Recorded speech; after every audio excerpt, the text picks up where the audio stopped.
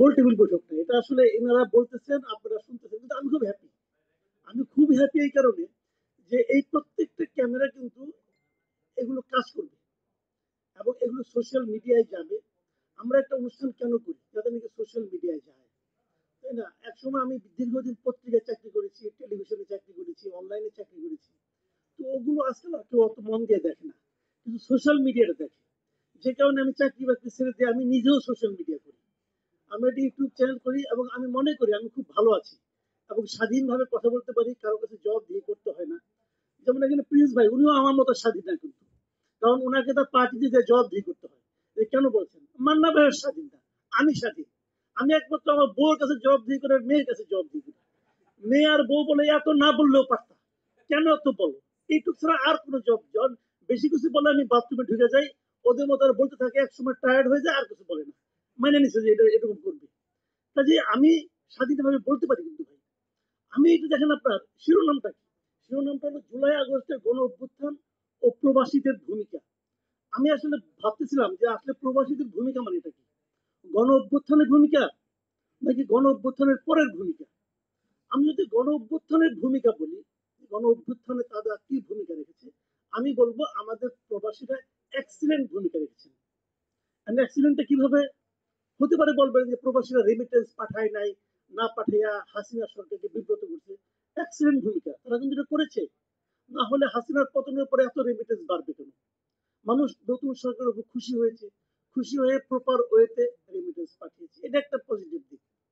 কিন্তু আমি মনে করি তারও যে বড় পজিটিভ দিক ছিল, যে অভ্যুত্থানটা হয়েছিল, গণ অভ্যুত্থান হয়েছিল, এখানে প্রবাসে বসে আমাদের কিছু লোক এই সোশ্যাল মিডিয়ার মাধ্যমে এদেশের মানুষকে সংগঠিত করেছে, এদেশের মানুষকে বুঝিয়েছে যে কেন আপনাকে এটা করা উচিত, এদেশের মানুষকে ইনফর্ম করেছে যে কেন তাদের বিদেশে চলে যেতে হলো, এবং এদেশের মানুষকে দেখিয়েছে যে স্বৈরাচারী হাসিনার আসলে প্রকৃত চেহারাটা কি। এবং আমি মনে করি একটা গণ আন্দোলনের জন্য এর চেয়ে বড় আর কিছু হতে পারে না। এখন কথা হলো, কারা করেছে এগুলো? এই লোকগুলো কারা? ওদের আপনারা সবাই চিনেন, কিন্তু এই লোকগুলো কিন্তু অচেনা কেউ না। এই পিনাকি ভট্টাচার্য, ইলিয়াস হোসেন, কনক সরোয়ার, আমি দুই তিনটা নাম বললাম আর কি, আরো এরকম অনেক নাম কিন্তু আছে। এরা কিন্তু এখন এদের অনেককে হয়তো আমিও ব্যক্তিগতভাবে অতটা পছন্দ করি না, কিন্তু আমার পছন্দ না পছন্দ যায় আসে না। এরা মানুষকে ঐক্যবদ্ধ করতে পেরেছে কিনা, দ্যাট ইজ দ্য পয়েন্ট।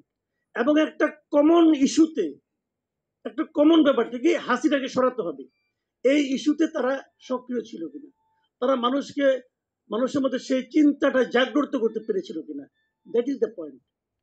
তারা পেরেছিল এবং তারাই পেরেছিল। তাদের ভূমিকা আমি মনে করি বিরাট কিছু ছিল। এখন তারা কি ভাবছেন? এখনো তাদেরকে আপনারা দেখেন, তারা কি আমাদের বর্তমান সরকারের কর্মকাণ্ড নিয়ে হ্যাপি? একবার ভাবেন, যে লোক হাসিনা সরকারকে সরানোর জন্য পাগল হয়ে গেল, যে লোক ইউনূস সরকার আসার পর তার প্রশংসা করলো, তারা এখন কেন করে না? তারা কি কিছু চেয়েছিল যে ইউনূস সরকার তাদের কিছু টাকা পয়সা দিবে? চেয়েছিল? চায়নি। তো তারা কেন? তারা কি বিভ্রান্ত? এটা ভাবেন, তারা কি বিভ্রান্ত? অথবা তারা যেগুলি বলে সেগুলি মিলিয়ে নেন। তারা কি বলে, আমরা কি দেখি, আপনি কি দেখেন বাজারে গিয়ে, আপনি কি দেখেন রাস্তায় হেঁটে, আপনি কি দেখেন আমাদের উপদেষ্টাদের বক্তব্য শুনে। ভাবুন, কি চেয়েছিলেন, কি পেয়েছেন, তারা এখন কি বলে, আমাদের ওনারা এখন কি বলে। এটা নিয়ে আমি নিজস্ব কোনো মন্তব্য করতে চাই না, কারণ আমি প্রতিদিনই বলি। তাহলে এখানে বলছি আমি, এই চিন্তাগুলো কিন্তু আমাদেরকে করতে হবে। একটা কথা মাথায় রাখবেন, কেউ মসিহা না, কেউ আপনাকে কেউ কিছু করে দিবে না। যা কিছু করার আমাকেই করতে হবে। আমি যদি এখানে ভুল কিছু বলতে থাকি, আপনারা আমাকে থামিয়ে দিবেন, ভাই আপনার এই পাগলামি আমি শুনতে চাই না। তখন আমি বুঝবো আমি পাগলামি করতেছি। যতক্ষণ পর্যন্ত আপনারা আমাকে না থামাবেন, আমি ভাববো কি আমি তো খুব ভালো বলতেছি। মানুষকে থামাতে হবে, মানুষকে বলতে হবে এনাফ, আপনি যা বলেছিলেন এনাফ হয়েছে, আর বলেন না, কাজটা করে দেখান। সেই কাজটা কি হচ্ছে? কাজটা হচ্ছে না। এই যে আমাদের আশরাফ কাসের বলেন, গোলাম মর্তুজাকে ওখানে পাঠানো হয়েছে, সে খুব হ্যাপি। আমি হ্যাপি না, আমি আনহ্যাপি। আমি আনহ্যাপি কেন? আমি গোলাম মর্তুজার মতো একজন সরব সাংবাদিককে বাংলাদেশ থেকে হারাবো। গোলাম মর্তুজা কিন্তু কাউকে তেল দিয়ে চলে না রে ভাই।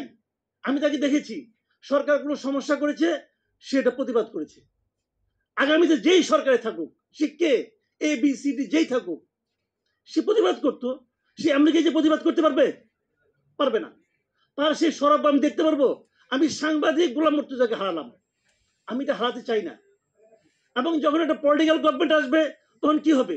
আবার তার পলিটিক্যাল লোক, ওনার অযোগ্যতার কারণে না, কিন্তু নিজের লোকটাকে ওখানে ঢোকানোর জন্য মুর্তজাকে ফিরে আসতে হবে।